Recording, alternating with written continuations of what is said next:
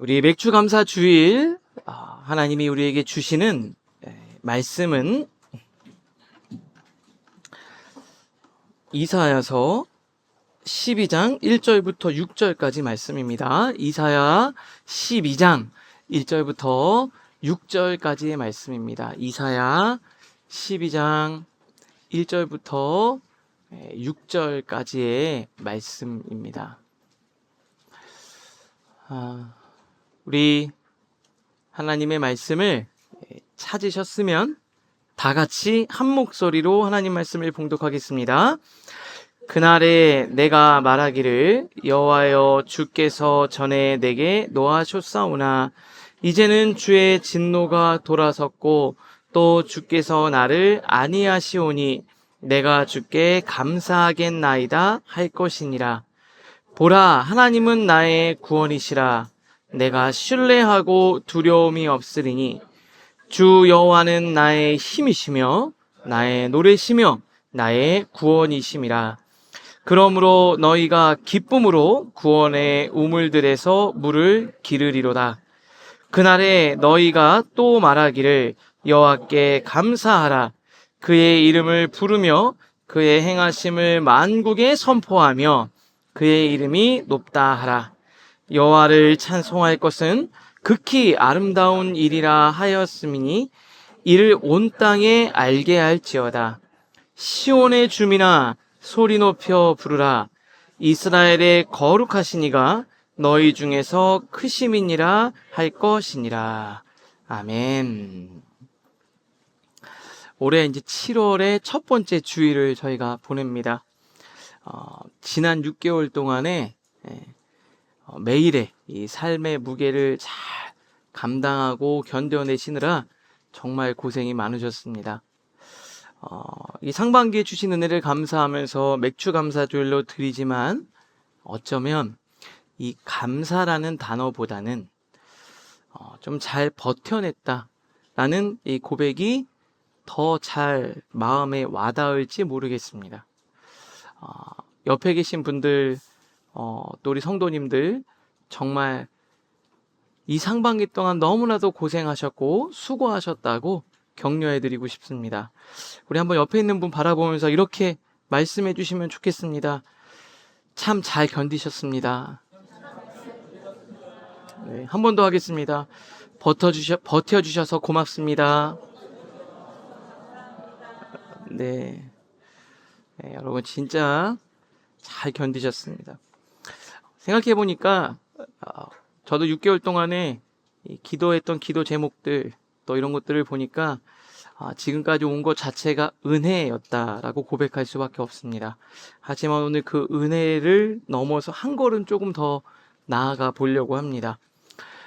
오늘 우리가 읽은 본문 이사야서 12장 우리가 이제 이번 주 중에 또 묵상을 하게 되는 에브리데이 위드 갓에서도 살펴보게 될 테지만 12장은 감사의 고백이 담겨져 있어요. 감사의 고백이.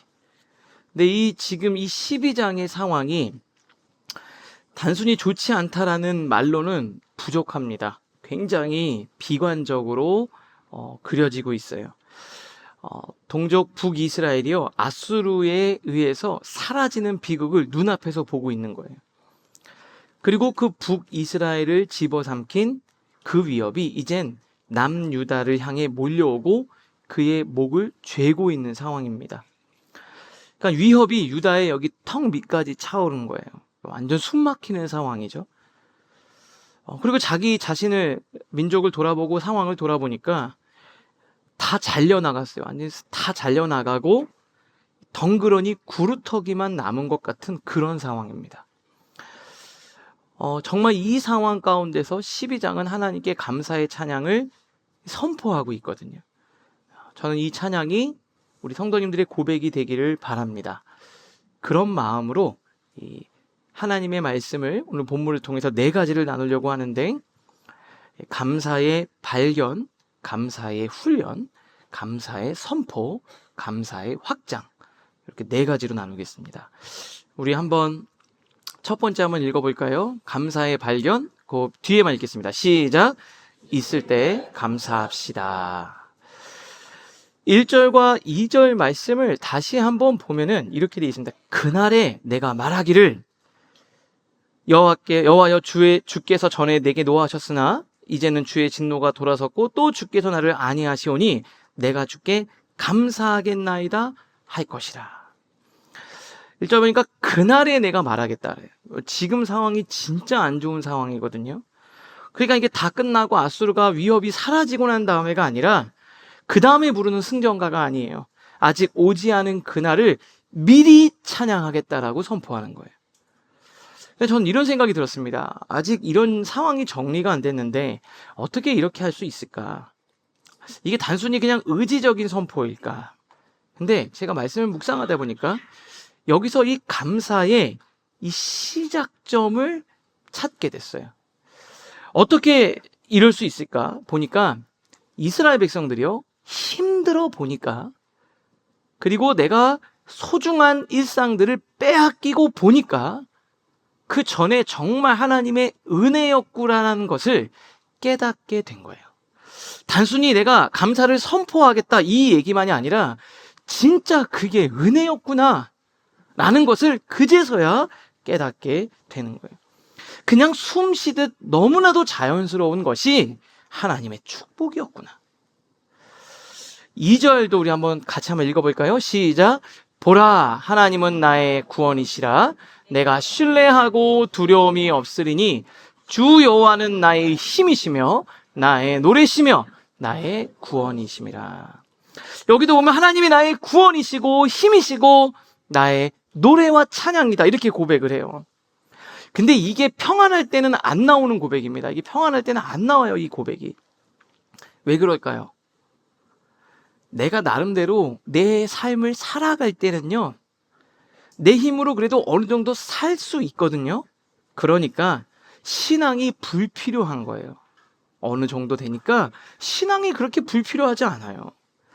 오히려 자꾸 거룩함과 원칙을 요구하시는 하나님이 내 삶의 힘보다는 나를 귀찮게 하고 불편하게 하는 존재로 여겨지는 거예요. 자꾸 뭔가를 요구하시는 게 내가 지금 열심히 내 길을 향해서 달려갈 때 하나님이 힘과 구원과 기쁨과 찬양이 아니라 장애가 되는 것처럼 방해가 되는 것처럼 느껴진 거예요. 내 힘이 넘치니까 나의 힘이신 여호와여 라고 고백이 안 나오는 거죠.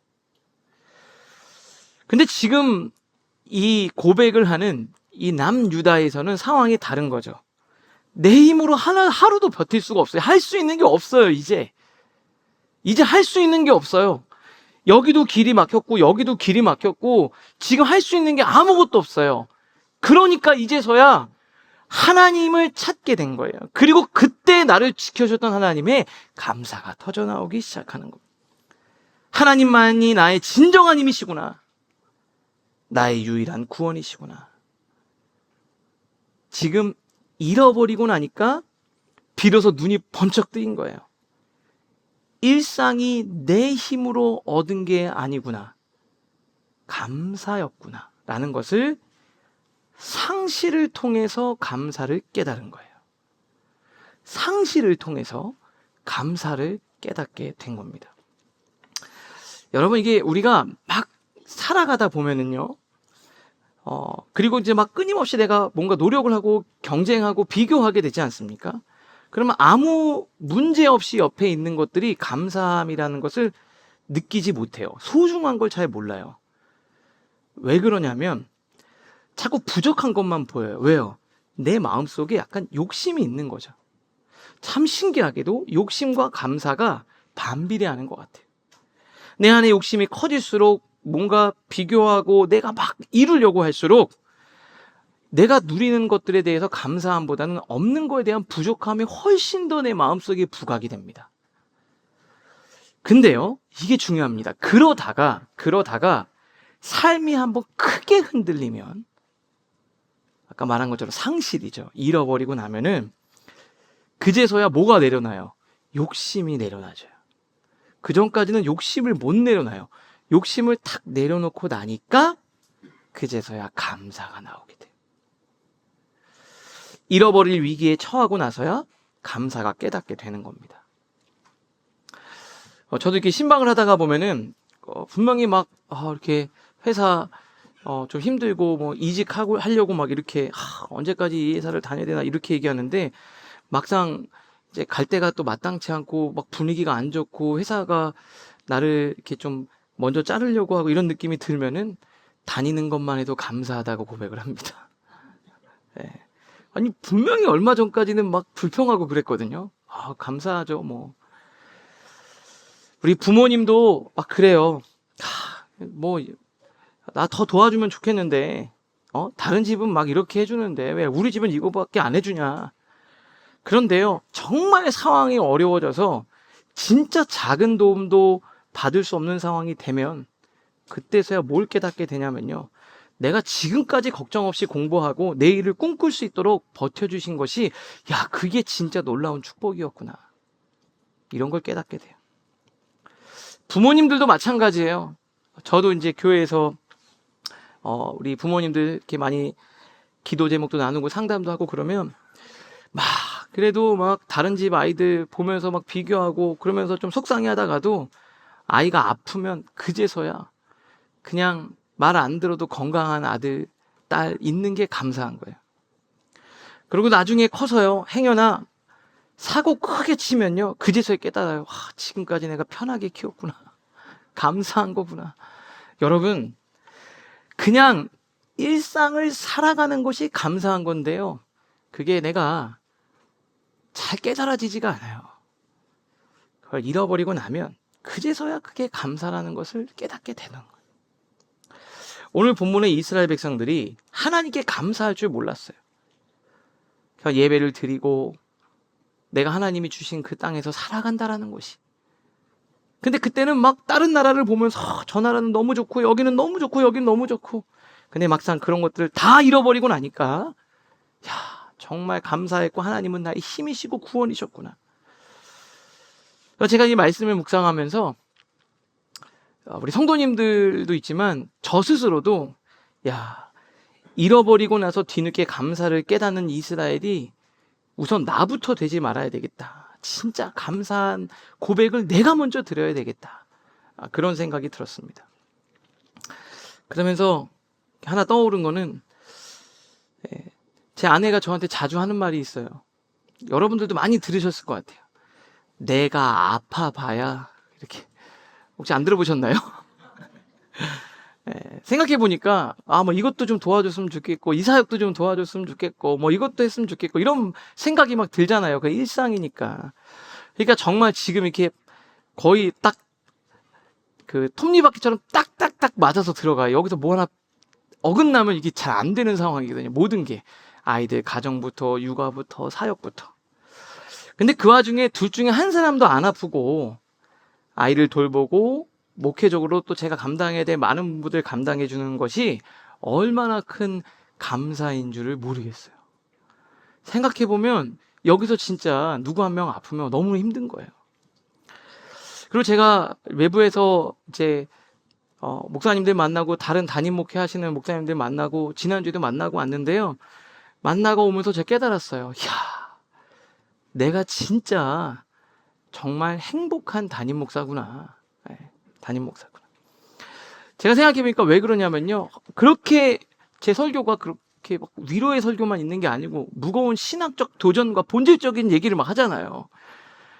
그러면 준비하면서도 이거 어떻게, 이 말씀이 어떻게 들릴까? 그러면 하나님 말씀으로 듣고 어떻게든 살아가려는 모습들을 제가 보게 되는 거예요. 기꺼이 봉사와 섬김의 자리, 은혜의 자리에 나오려고 애쓰고 믿고 따라주시는 성도님들이 계시니까 얼마나 감사한지. 제가 한 6명, 7명 이렇게 담임 목사님들과 얘기했는데 이야기하고서 막 힘든 얘기 듣다 보니까 그런 생각이 들었어요. 내가 진짜 행복한 사람이구나. 저는 행복한 담임 목사입니다. 또 개척하니까 도와주려고 하고요. 하나 또 생각해 보니까 이 개척교회에 사역자 구하기가 진짜 어렵거든요. 근데 정말 탁월한 목사님, 전사님들이 함께 사역을 할 수 있다는 것은 너무 감사한 일이에요. 주변에 요즘에 전도사님 이렇게 한 분 모시기가 그렇게 어렵대요. 그렇게 어렵대요. 근데 우리 교회에 가든 우리 전사님, 또 청년 사역하시는 우리 전사님, 그리고 이명신 목사님, 그리고 또 이번에 우리 성민 전사님 보니까 너무 훌륭하신 분들이, 야, 이게 감사구나. 얼마나 감사한지 몰라요. 감사하고 당연한 것에 기뻐해야 돼요. 여러분, 감사의 능력이 하나 있어요. 그게 뭔 줄 아세요? 감사하면 감사가 머물러 있어요. 여러분, 누군가 이렇게 있을 때 집에서든 고맙다고 이렇게 얘기하면 그 일이 계속 일어나는 확률이 많아요. 근데 고맙단 말 안 하잖아요. 다음에 그 일은 안 일어날 확률이 많아요. 이게 중요한 거예요. 아내가 와서 맛있는 거 해줬는데, 뭘 해줬는데 뭐라 그래야 돼요? 맛있다, 고마워, 이렇게 얘기해주면 어떻게 돼요? 다음에 또 일어날 확률이 많아요. 근데 그걸 했는데 이게 정말 이렇게 좀 약간 이런 거 있잖아요. 맛이 왜 이러냐, 뭘 이러냐, 이렇게 얘기하잖아요. 그럼 어떤 일이 벌어질까요? 다음에 그 일은 안 일어난다고 보시면 돼요. 여러분, 감사의 능력은 감사가 머무르고 반복되어 일어나게 하는 능력이 있어요. 그래서 제가 생각했어요. 내가 여기서 감사해야 이런 일들이 계속 일어나는 거 아닙니까? 여러분, 감사의 첫 번째가 뭐라고요? 있을 때 감사하는 거예요. 옆에 있는 분에게 이렇게 얘기해 주세요. 있을 때 감사합시다. 한 번 더 얘기할게요. 있을 때 잘합시다. 그러면 그 일이 계속 일어나는 거예요. 자, 두 번째입니다. 감사의 훈련. 같이 읽겠습니다. 시작. 힘써 길어 올립시다. 3절 말씀을 잘 보시면 이렇게 돼 있어요. 그러므로 너희가 기쁨으로 구원의 우물들에서 물을 기르리로다. 여기 이 표현이 어떤 표현이 있냐면 깃는다라는 표현이 있어요. 여러분, 기쁨과 감사가 하늘에서 그냥 저절로 쏟아지는 소나기 같으면 그냥 가만히 받으면 되는 거예요. 근데 우리 인생에서 그렇게 가만히 있어서 주어지는 기쁨과 감사가 얼마나 되겠어요? 우물은 어때 쓰는 겁니까? 말라 비틀어질 때, 비가 올 기미가 보이지 않을 때, 그때 우물을 길어서 기쁨을 마시는 거예요. 이게 감사로 표현한 거예요. 우물들에서 물을 기르는 감사, 우물들에서 물을 퍼 올리는 기쁨, 이거에 대해서 이야기를 하는 겁니다. 무거운 두레박을 깊은 곳에 내리고 내 팔에 힘을 다해 밧줄을 끌어올리는 수고와 행동으로 기쁨을 길어올리라는 거예요. 여러분, 감사는 그냥 감정으로 자연스럽게 되는 게 아니라는 거예요. 직접 찾아 끌어올리는 훈련이고 연습이다, 이거예요. 저한테는 되게 많은 생각을 하게 해주는 강의였어요. 예전에도 제가 한번 이렇게 소개해 드린 것 같은데, 어떤 이제 많이 강의를 하시는 박재현 소장님이 있어요. 연구소 소장님인데요. 이분이 자기 석사 논문의 주제가 된 어떤 사람, 한 남자 직원이에요. 회사의 직원인데, 그 사람에 대한 이야기를 오늘 강의에서 하는 걸 들었어요. 이분은 회사에서 많이 컨설팅하고 교육을 하니까 회사에 다 싫어하는 팀장이 있대요. 이 팀장이랑만 일하면 밑에 있는 직원들이 불만이 장난이 아닌 거예요. 너무 힘들고. 누구도 일하기 싫어하는 팀장인데 어떤 한 남자 직원이 그 밑에서 일을 하는데 잘 지내더라는 거예요. 그리고 결국에 그 팀장을 변화시킨 거예요. 부정적이고 아주 권위적인 상사 앞에서도 나를 잃지 않고, 다 중요한 겁니다. 나를 잃지 않고 상황을 바뀌어간 그 사람이 너무 신기했대요. 그래서 그 사람을 이야기 나누고 인터뷰하면서 도대체 저 사람 안에는 뭐가 있을까? 저 사람 안에는 뭐가 다른 걸까? 그러면서 이렇게 쭉 이야기하다 보니까 그 사람이 예전에 자기가 어렸을 때 자기 기억 속에 선명하게 새겨진, 제 인생을 살아가면서 너무나도 선명하게 새겨진 영향을 많이 준 한 사건을 이야기를 하더래요. 집이 너무 어려워서 완전히 집안이 망한 거예요. 집안이 망한 거예요. 그래서 단칸방에 지하에 이렇게 있는데 학교도 다니기가 어려울 상황인 거죠. 근데 갑자기 아버지가 1,000만 원을 벌어오셨다는 거예요. 근데 여러분 생각해 보세요. 집이 망하면 이 1,000만 원이 뭐가 되겠어요? 학교나 뭐 이게 얼마나 되지도 않을까요? 지금 몇 억이 있어도 이게 해결될까 말까 하는 상황인데 1,000만 원을 딱 벌어왔는데 자기는 그날 잊을 수가 없대요. 가족들이 일확천금을 얻은 것처럼 아버지가 이러는 거예요. 야, 파티하자. 그래서 그 바닥에서 신문지를 쫙 깔고 삼겹살 파티를 했대요. 그러면서 아버지가 이렇게 얘기했대요. 야, 이제 빛이 보인다. 야, 이제 빛이 보인다. 우리 가정에 이제 빛이 보인다. 뭔가 될 것 같다. 그러면서 그날 그렇게 좋아했대요. 온 가족이. 자기 마음속에 이런 생각이 들었대요. 야, 어떻게 하면 사라지는구나. 될 수도 있겠구나. 내가 어떻게 하면 이 상황에 잠식되지 않고 살아가는지 그걸 몸으로 배웠다는 거예요. 배웠다는 거예요. 그 부모님과 그 가정 안에서 그 분위기가. 그 아버지는 뭐 하신 거죠? 내가 돈이 아니라 그걸 물려주려고 훈련시키려고 했던 것 같아요. 저는 그게 너무나도 큰 감동으로 왔어요. 왜냐하면 제가 생각해 보니까 우리 아이들한테 돈을 많이 물려주기가 어려울 것 같아요. 가능성이 그렇게 높아 보이진 않아요. 뭐를 해야 될까? 이 감사의 능력을 해야 되겠다. 저한테 많이 또 영향을 줬어요. 그 이야기가. 여러분, 결혼하면은 부부끼리 이런 얘기를 직접은 아닌데요. 외부를 통해서 듣게 돼요. 그게 바로 뭐냐면 다시 태어나도 또 배우자와 결혼할 거냐. 아이들이 물을 수도 있으니까 좀 대답을 잘 준비해 놓으세요. 예전에 저희 어머니랑 이런 대화를 나눴어요. 기억이 안 나요. 근데 어떤 상황인지 모르겠지만. 근데 어머니가 뭐라고 대답했냐면요. 난 너희 아빠랑 또 결혼할 거다 라고 얘기하시면서 저희들한테 이렇게 말씀하셨어요. 그 이유를 설명하면서 너희 아빠는 밖에서 아무리 힘들고 어려운 일이 있어도 집에 와서 엄마나 너희들에게 화를 내거나 짜증을 부린 적이 없다. 근데 성수야, 그런 아빠들 많다. 너희 아빠는 좋은 분이다. 그걸 생각해보니까 왜 힘든 순간이 없겠어요? 약간의 미묘한 순간은 있었겠지만 제가 돌이켜서 저를 아버지와 그 어렸을 때를 기억하면 제 기억에 아버지는 힘든 일이 있다고 우리를 긴장시키거나 불안하게 만들거나 두렵게 하신 적이 없어요. 정말 그 단칸방에 살았다니까요. 내 식구가 누우면 딱 맞는 방이었어요. 겨울에는 이렇게 누우면 하면 이렇게 김이 올라오는 그런 집이었다니까요. 쥐가 있어서 쥐약을 놓거나 쥐 덫을 놔야 되는 데였어요. 어려운 시간이 1, 2년이 아니었어요. 안 힘드셨겠어요? 막막하지 않으셨겠어요? 근데 긴장시키거나 불안하게 만들거나 두렵게 하신 적이 없었고, 예전에 제가 말씀드렸지만 오히려 더 힘들수록 잘하시려고 노력하셨던 것 같아요. 그 어두운 기운을 끊으셨어요. 저는 이런 생각이 듭니다. 감사를 선택한다라는 것이 어떤 건지, 우물에서 물을 길어 올리는 기쁨과 감사예요. 여러분은 어떤 기쁨과 감사를 하고 있냐라는 거예요. 그 노력, 훈련, 그리고 그 저주의 흐름을 끊는 결단력, 그게 다 감사입니다. 사도 바울도 빌립보서 4장 11절에서 11절, 12절 이렇게 기록하고 있어요. 같이 읽겠습니다. 시작.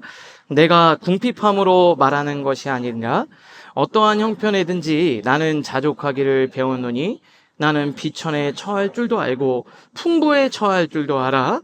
모든 일 곧 배부름과 배고픔과 풍부와 궁핍에도 처할 줄 아는 일체의 비결을 배웠노라. 이 자족이 뭡니까? 거기서 감사를, 기쁨을 누리는 거잖아요. 그 상황에서 감사할 줄 아는 게 자족이에요. 근데 그걸 뭐 했대요? 배웠다. 배웠다란 말을 2번 썼어요. 여러분, 이게 성격 자체가 밝아서가 아니에요. 그게 아니라 그거는 배우고 훈련하고 익히는 거예요. 몸에 익히는 겁니다. 낙천적이어서 성격이 좋아서가 아니라 신앙적 훈련과 연습을 통해 몸에 새겨지는 거예요. 몸에 새겨지는 거. 여러분, 오늘 본문 말씀처럼 앗수르 앞에 유다 백성들이 너무나도 힘들고 두려운 상황에 내가 닥쳤는데 메마른 땅 한가운데서 그 우물에 물을 길어 올리는 감사가 우리 사랑하는 라이프처치 성도님들 모두 삶 가운데 있기를 주님의 이름으로 축복합니다. 자, 세 번째입니다. 한번 읽어볼까요? 감사의 선포 시작. 믿음으로 선언합시다. 저도 이렇게 만나고 대화를 하다가 보면은 불만이 많고 만족감이 낮은 사람들의 대화의 특징이 있는데요. 이 사람들의 목표가 약간 방어적이에요. 방어적. 예를 들면 이런 거죠. 혼나지만 말자. 실수하지는 말자. 더 이상 나빠지지는 말자. 회피적인 목표를 세우는 거예요. 그럼 어떻게 됩니까? 그 목표를 달성하면 안심 정도가 되는 거죠. 기쁨이 아니에요. 늘 안심이에요. 오늘 본문을 보면 망하지만 말자, 더 이상 빼앗기지만 말자, 불평하지 말자 이런 게 아니라 4절과 5절에도 보면 되게 강력하게 그날에 너희가 말하기를 여호와께 감사하라, 그의 이름을 부르며 그의 행하심을 선포하라 이렇게 얘기하고 있어요. 우리 불평만 하지 말자 이렇게 얘기한 게 아니에요. 여호와를 찬송할 것은 극히 아름다운 일을 행하셨음이니 이를 온 땅에 알게 할지어다 외치라는 거예요. 적극적으로 감사를 얘기하라는 거예요. 감사하라, 이름을 부르라, 행하심을 선포하라, 찬송하라, 알게 하라. 전 이걸 보면서 어떤 생각이 들었냐면 굉장히 공격적으로 내가 선포한다라는 걸 봤어요. 요즘에 축구 때문에 말이 너무 많지 않습니까? 수비적이지 않아요, 지금. 내 삶을 위협하는 절망과 두려움을 향해 믿음으로 외치고 나가는 적극적인 영적 무기로 쓰고 있다는 거예요. 그럼 여러분들도 마찬가지인 것 같아요. 가정 안에서 여러분 어떤 게 목표예요? 이게 되게 중요해요. 여러분의 목표가 어떠냐에 따라서 가정이 어떤 형태로 갈 건지가 결정돼요. 혹시 부부 간에, 부모 자식 간에 싸우지만 말자 이러면 절대로 좋아지지 않아요. 건들지 말자, 다투지 말자, 부모와 자식 간에 서로 건들지 말자, 다투지 말자, 싸우지 말자 좋아질 수 있을까요? 안 되는 겁니다. 여러분 부부 간에 건들지 말고 싸우지 말자 이게 방어적으로 가면 안 되는 거예요. 어떻게 가야 됩니까? 차라리 더 사이가 좋아지도록 사랑하자, 좋은 추억을 쌓자, 좋은 즐거운 시간을 보내자 이렇게 돼야 되는 거죠. 여러분의 삶 속에서 내가 부정적인 얘기 하지 말자 이게 아니라 내 입에서 찬양이 나오게 하자, 찬양을 부르자, 감사를 찾자 라고 나와야 그 부정적인 생각과 안 좋은 생각들은 이미 사라지는 거예요. 여러분 죄를 짓지 말자 이게 아니에요. 하나님 앞에 선한 일을 하자. 갈라디아서에서 뭐라 그랬습니까? 육체의 소욕과 성령의 소욕이 있는데 육체 소욕을 쫓아가지 마라가 아니에요. 성령을 쫓아라 이렇게 얘기했습니다. 성령을 쫓아가면 육체를 따르지 않는다 얘기했어요. 죄 짓지 말자 이게 아니라 하나님 앞에 선한 일을 하자. 혼나지 말자 이게 아니라 하나님을 기쁘시게 하자. 이게 여러분들의 목표가 될 수 있기를 주님의 이름으로 축복합니다. 오늘 이 영적 태도가 여기서 좀 바뀌었으면 좋겠어요. 그래서 정말 하나님 앞에 오늘 말씀처럼 하나님은 나의 구원이시다, 나의 힘이시고 나의 노래시다 이것들을 오늘 선포할 수 있기를 바라요. 예배 마치고요. 일상에 돌아가시면 한 문장씩 소리내어 선포하실 수 있기를 바랍니다. 그래서 일단 연습을 좀 한번 해보도록 하겠습니다. 네, 첫 번째인데요. 첫 번째. 요거는 잘못 들어온 것 같은데요. 있습니다. 잘 돼 있죠. 네. 첫 번째는 직장과 일터에서 정말 힘들고 어렵고 무거운 발걸음으로 내가 일터를 찾아가야 되는데 출근할 때 아니면 에브리데이 위드갓을 들으면서 아니면 차 안에서 여러분 선포하실 수 있기를 바랍니다. 첫 번째만 한번 해볼게요. 하나님은 나의 구원이십니다. 시작. 하나님은 나의 구원이십니다. 오늘도 신뢰하며 두려워하지 않겠습니다. 직장의 일터에서 선포하는 거. 여러분 청년들 내가 진로 때문에 앞으로 어떤 일을 해야 되는지, 내가 이 일을 하다가 이제 다른 일로 옮기는 사람들도 있을 거 아닙니까? 그죠? 사업하면서 힘든 순간들이 분명히 있을 텐데 매출이 막 오르락내리락 하고 어려울 수도 있잖아요. 그때마다 여러분 불안함이 불쑥불쑥 올라올 때 이렇게 선포하십시오. 두 번째 읽겠습니다. 시작. 하나님은 나의 노래이십니다. 불확실함 속에서도 찬양하겠습니다. 여러분 가정에서 부모와 자녀들 사이에 퇴근하고 또 예민해질 때가 있지 않습니까? 그때 이렇게 선포하십시오. 읽겠습니다. 시작. 하나님은 우리 가정의 힘이십니다. 믿음으로 승리하겠습니다. 또 여러분 사람들 사이의 관계 때문에 어려울 때도 있잖아요. 마음이 부대끼고 메말라가고 도저히 내가 이 감사의 말이 터져나오지 않을 때 이렇게 선포하십시오. 마지막입니다. 시작. 하나님은 생명의 우물이십니다. 오늘도 기쁨의 우물을 길어 올리겠습니다. 여러분께 선포하고 나가실 수 있기를 바랍니다. 그럴 때 하나님이 여러분들에게 은혜를 주실 겁니다. 마지막 세 번째, 감사의 확장입니다. 우리 같이 한번 읽겠습니다. 시작. 기쁘게 흘려 보냅시다. 이제 이사야 12장을 계속 가만히 들여다보고 읽다가 보면 어떤 한 가지의 흐름이 있습니다. 감사가 확장되어져 가는 것을 보여줘요. 1절하고 4절인데요. 1절에 보면 그날에 네가 얘기할 거다 이렇게 얘기했어요. 그리고 나서 4절에 그날에 너희가 이렇게 얘기했어요.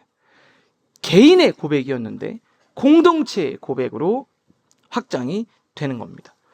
그러니까 다시 말하면 그냥 내가 혼자서 부르던 나의 감사가 어느 순간 우리 그리고 공동체가 부르는 온 땅으로까지 확장이 되고 있다라는 거예요.